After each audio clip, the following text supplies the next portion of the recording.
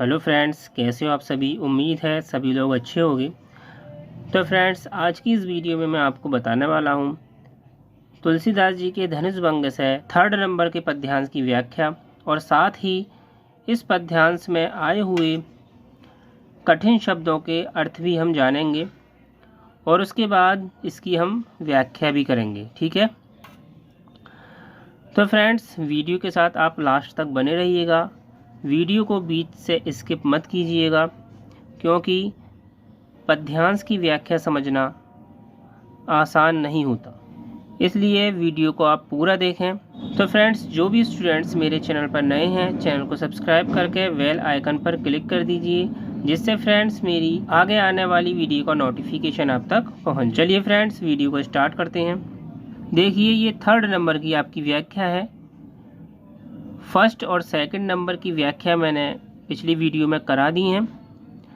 मैंने उसका लिंक अपनी वीडियो को डिस्क्रिप्शन बॉक्स में दे दिया है, तो वहाँ जाकर आप दोनों व्याख्याओं को पढ़ सकते हैं। ठीक है, देखिए, मंत्र परम लघु जासु बस विधि, हारी हर सुर सर्व, महामत गजराज कहु बस कर अंकुश खर्ब, काम कुसुम धनु सायक लीने, सकल भुवन अपने वस कीने, देवी तजई संसव अस आ जानी, भंजब धनुषु राम सुनु रानी, सखी बचन सुनी भय परतीति, मिटा विषादु बड़ अति प्रीति, तब रामहि बिलोकी विदेही, अभय हृदय बिनवती जेहि तेहि, मनहि मन मनाव अकुलानी, होउ प्रसन्न महेश भवानी, करहु सफल आपनी सेवकाई, करी हितु हरु चप गुर आई, गणनायक वरदायक देवा, आजू लगे किन्हियों तुई सेवा, बार बार विनीति सुनी मोरी, करहु चाप गुरुता अति थोरी। अब हम इसमें आए हुए कठिन शब्दों के अर्थ को जानेंगे। मंत्र ऐसा ही रहेगा। परम बहुत, लघु माने छोटा, जासु माने जिसके, वस माने बस में, विधि माने ब्रह्मा, हरि यानी कि विष्णु भगवान, हर माने हर हर महादेव यानी कि शंकर, शंकर जी, सुर माने होता है देवता, सर्व माने सभी। तो फ्रेंड्स, इस लाइन का अर्थ हुआ। अर्थ जानने से पहले मैं एक बात और बताना चाहता हूँ। तो फ्रेंड्स, जब हम पद्यांश की व्याख्या करते हैं तो हमें कुछ शब्द अपने पास से भी जोड़ने पड़ते हैं व्याख्या को पूरा करने के लिए। ठीक है, अब यहाँ पर मैं व्याख्या करके आपको बताता हूँ। ये लाइन अपने पास से जोड़नी पड़ेंगी इसमें कि तुलसीदास जी कहते हैं कि रानी को समझाते हुए सखी कहती हैं कि, अब यहाँ से स्टार्ट करेंगे व्याख्या, कि मंत्र छोटा सा होता है जिसके वश में ब्रह्मा, विष्णु और शंकर जी सभी देवता होते हैं। महामत, यहाँ पर 2 शब्द हैं। महामत यानी कि महा माने होता है महान, मत माने होते हैं मतवाले, गजराज यानी कि हाथी, कहू कहना, वश यानी कि वश में, कर माने होता है करना, अंकुश माने ऐसा ही लिख दें आप अंकुश, खर्ब माने होता है छोटा सा। इस लाइन का अर्थ हुआ, महान मतवाले हाथी को भी जो महावत होता है वो छोटे से अंकुश के द्वारा अपने वश में कर लेता है। काम माने कामदेव, कुसुम यानी कि फूल, धनु धनुष, सायक बाण, लीने माने लेकर, सकल माने संपूर्ण या पूरा, भुवन माने संसार अपने ऐसा ही रहेगा, वश यानी कि वश में, कीन्हे माने कर लिया है। इसका अर्थ हुआ, कामदेव ने फूलों का धनुष बाण लेकर संपूर्ण संसार को अपने वश में कर लिया है। यहाँ देवी जो शब्द आया है वो सीता जी की माता के लिए प्रयुक्त हुआ है, लेकिन आप इसको ऐसा ही रहने दें, कोई बात नहीं है। तजिया माने होता है त्याग दीजिए, संशय माने होता है शंका, अश माने होती है इस प्रकार, जानी माने होता है जान लीजिए या जानना, भंजव माने तोड़ देना, धनुषु माने धनुष, राम यहाँ राम जी हैं, सुनु सुनु यानी कि विश्वास, रानी यहाँ रानी सीता जी की माता के लिए प्रयुक्त हुआ है। ठीक है, तो आप यहाँ रानी ही रहने दीजिए। इसका अर्थ हुआ हे देवी, अब यहाँ शुरू करेंगे, ऐसा जानकर अपनी शंका त्याग दीजिए।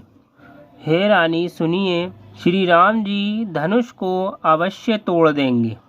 नहीं गलत, सखी ऐसे ही रहेगा, वचन बोली, सुनी माने सुनकर, भय माने डर, प्रतीति दूर हो गई है, मिटा यानी कि मिट गया, विषादु दुख, बड़ी माने बढ़ गई, अति अत्यधिक, प्रीति माने होता है प्रेम। इसका अर्थ हुआ सखी के वचनों को सुनकर रानी का जो संदेह था वो दूर हो गया और उनका जो दुख था वो मिट गया और श्री राम के प्रति उनका प्रेम अत्यधिक बढ़ गया। तब यानी कि उस समय रामा ही माने श्री राम जी, बिलोकी माने होता है देखकर, विदेही माने यहाँ विदेही सीता जी हैं, सभय माने भय के साथ, हृदय यानी कि मन में या हृदय में, बिनबती माने वंदना करना या विनती करना, जेहि तेहि माने जो जो। इसका अर्थ हुआ उस समय श्री राम जी को देखकर सीता जी अपने मन में भय के साथ जो जो देवता उनके ध्यान में आता है उनसे श्री राम की सहायता की विनती करती हैं। मन ही मन यानी कि मन ही मन में, मनाओ यानी कि मनाना, अकुलानी व्याकुल होकर, होई माने होई ये प्रसन्न, ऐसा ही रहेगा, महेश यानी कि शिव जी, भवानी यानी कि पार्वती जी। इसका अर्थ हुआ यह अपने पास से जोड़ेंगे, माता सीता जी व्याकुल होकर मन ही मन में प्रार्थना कर रही हैं कि हे शिव जी, हे पार्वती जी, आप प्रसन्न हो जाइए, करहु करिए सफल, ऐसा ही रहेगा, अपानी माने आपकी, सेवकाई माने सेवा, करी माने करिए, हेतु कल्याण, हरऊ खत्म कर दीजिए, चाप माने धनुष, गुरु आई माने भारीपन। इसका अर्थ हुआ अपने पास से जोड़ेंगे यहाँ पर कि मैंने आपकी जो सेवा की है उसे सफल कर दीजिए और इस धनुष के भारीपन को खत्म करके मेरा कल्याण कर दीजिए। गणनायक माने होता है गणेश जी, वरदायक वरदान देने वाले, देवा यानी कि देवता, आजू लेंगे माने आज के लिए, कीन हियू माने किया है, तो माने आपकी सेवा, ऐसा ही रहेगा। इसका अर्थ हुआ ये वरदान देने वाले देवता श्री गणेश जी, आज के लिए मैंने आपकी सेवा की थी। बार बार ऐसा ही रहेगा, विनती भी ऐसे ही रहेगी, सुनिए, मोरी माने मेरी, करहु माने करिए, चाप माने धनुष, गुरुता माने वजन, अति माने बहुत, थोड़ी माने कम। इसका अर्थ हुआ कि आप मेरी बार बार की गई विनती को सुनिए और अपने पास से जोड़ेंगे और धनुष का जो वजन है बहुत कम कर दीजिए। तो फ्रेंड्स, अध्याय 2 से ये तीसरे नंबर की व्याख्या है। मंत्र परम लघु, संदर्भ आपको पूर्ववत लिखना है। प्रसंग में आप लिखेंगे, प्रस्तुत पद्यांश में श्री राम की महानता का विश्वास हो जाने पर सीता की माता ने मंगल कामना की है। जो प्रसंग है वो आपकी पूरी पद्यांश की व्याख्या के लिए है। जैसे कि देखिए, कभी कभी एग्जामिनर जो होता है वो यहाँ से भी 2 लाइन उठा कर दे देता है और यहाँ से ये 4 लाइन की आपकी पद्यांश दे देता है, या फिर यहाँ से भी आपका 4 लाइन का पद्यांश दे देता है। तो इस पूरे पद्यांश में से अगर आपको वो कहीं से भी पद्यांश की व्याख्या करने के लिए कहे, या यहाँ से ये 2 लाइन दे दे, या फिर ये 4 लाइन दे दे, या फिर यहाँ से वो 4 लाइन दे दे, तो आपको पद्यांश केवल वही लिखना है जो मैंने आपको बताया है। ठीक है। तुलसीदास जी कहते हैं कि रानी को समझाते हुए सखी कहती हैं कि मंत्र छोटा सा होता है, लेकिन जिसके वश में सभी विष्णु जी, शिव जी और सभी देवता होते हैं। महान मतवाले हाथी को भी महाबद छोटे से अंकुश के द्वारा अपने वश में कर लेता है।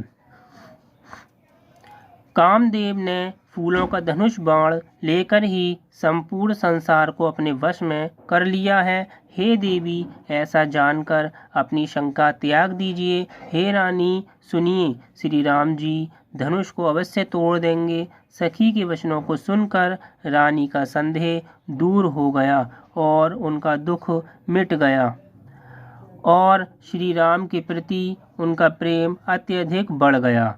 उसी समय श्री राम जी को देखकर सीता जी अपने मन में भय के साथ जो भी देवता उनके ध्यान में आता है उससे श्री राम जी की सहायता की विनती करती हैं।